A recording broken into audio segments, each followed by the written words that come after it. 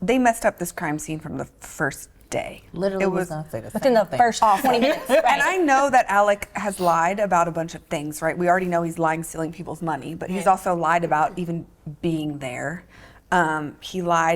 He just lied about a bunch of different things. So I'm fully convinced that he's a liar. Okay. But I don't know that he did these murders. I don't think like he did it. I don't think that they can prove that he did these murders, but so I don't know where I fall as far as guilt versus innocence, but the defense lawyer in me is like, well, I don't know he did it, so he must be innocent because they haven't proved any of it. Right? And I think that, the testimony from the housekeeper, I think the biggest thing for me of everything she said was the fact that she was allowed to go in and clean that house like 8 hours or something after 2 people were murdered there. Like crime scenes like that, they aren't left open. They should be secured. No. The whole thing. The cops were still there when all this was happening. Even if she was murdered at the kennels, Maggie and Paul were murdered at the kennels, they had dinner. You want to know what they were doing before, what they, all that stuff is in the house. And now the housekeeper is just allowed to go in and clean it up. Contaminate the people walking all over the place, the evidence lost. It's almost like it's contrary to everything that you think and see when a wife is murdered or any spouse is murdered. You're automatically like, okay, the other spouse is the suspect. Always. Immediately, that person almost has to like prove that they're innocent. Well, in this case, and maybe it's because of who he was and he had all his lawyers and all the police show up right away. I think it's very much so about That's why they sort of just let it go. Well, crime scene investigation 101 is you remove everyone from the scene, right? Yeah. Everyone. You take them back. You take off his clothes. You take those into evidence. You do fingernails. You ask him for consent to fingernail scrapings and all those things, like we see with the victims. You don't let all and then those you people separate them. And if he wants a lawyer present, that's fine. That's not an issue. But you take them to a totally different area, right? You take them back to the police department. You put them in a room, and you ask them questions there where it's all being recorded and stuff like that. We're not in the back of a patrol car consoling people, No, and I mean, it's secure and your police officers are collecting all the evidence. They didn't do any of that. And so whether Alec did it or not, there's no amount of investigating now that can undo all of the all of the stuff that they messed up. We keep saying that it absolutely played a part of Alex, who he is, right? And his prestige, right, in the community and stuff like that. But we had a murder case that we took all the way to trial where SLED was the investigating officers, and I mean they left this woman's throat was slit from ear to ear, and they left box cutters that were found beside of her head and didn't take them into evidence. So I'm not sure. I mean, I think SLED has a problem, right? And we know that they've been doing that. That was 20 years ago, and they're still doing the same thing, and that they need to take a big, hard look at what their policies and procedures are and going forward, because we don't want this to happen again.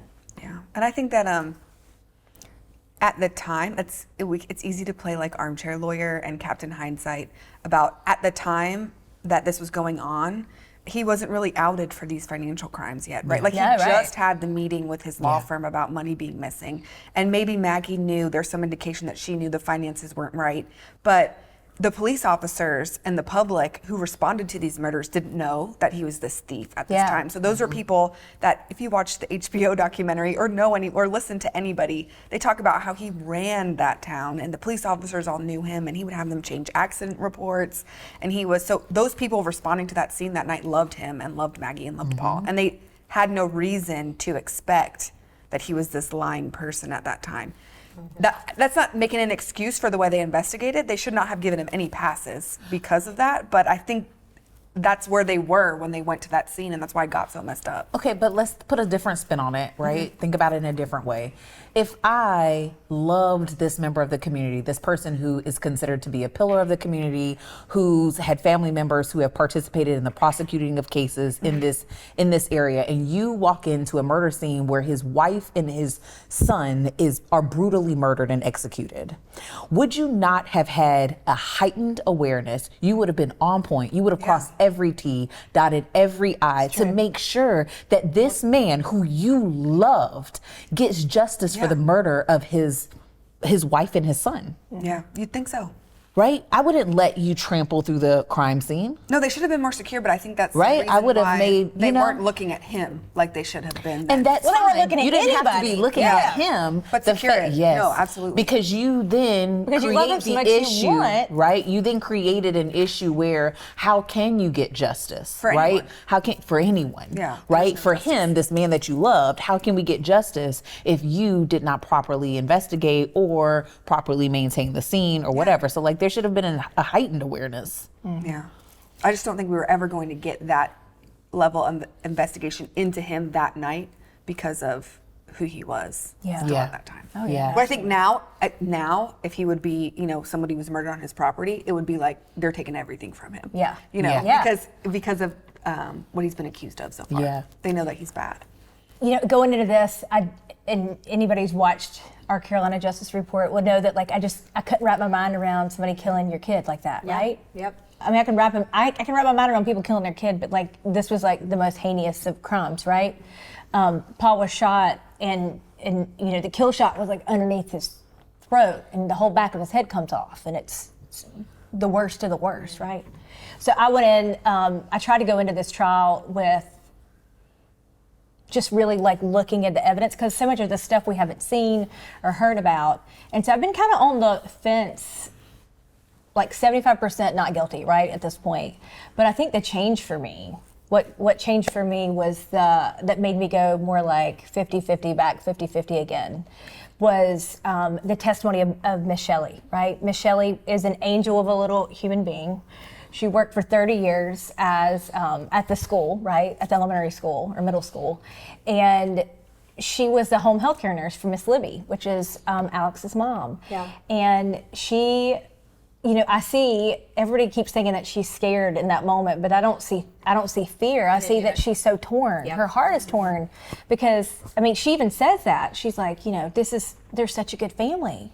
And she loves Alec, right? And we know through the testimony of these other witnesses that he was the one that always came when his mom and dad were sick or in the middle of the night or whatever they needed. He was the sibling that went running at all times, right? Matter of fact, Maggie said he ran himself ragged taking care of them, and that his siblings needed to step up. We heard that testimony. And so, but for her, I see her little lip quivering, right? And I can see how torn she is because Alec has said something to her that doesn't sit right, that feels wrong. And he has said to her, make sure you tell the police I was here 30 or 40 minutes. And watching her so torn in that moment, she couldn't even, when he mentioned about the wedding, a couple of days later, from what I understand, she testifies that he says, hey, I hear you're getting married. If you need any help with the wedding, I know they're expensive, you just let me know. And even in that moment when they asked her about that, she said, no, but he said that because he's such a good man, right? Because she's so torn. Yeah. But we love people who do bad things, right? Mm-hmm. And so that felt like probably the most honest, real testimony that we've seen in this whole trial was Miss Shelley, and that's what made me lean towards more guilty. And then today, it all flipped back to not guilty.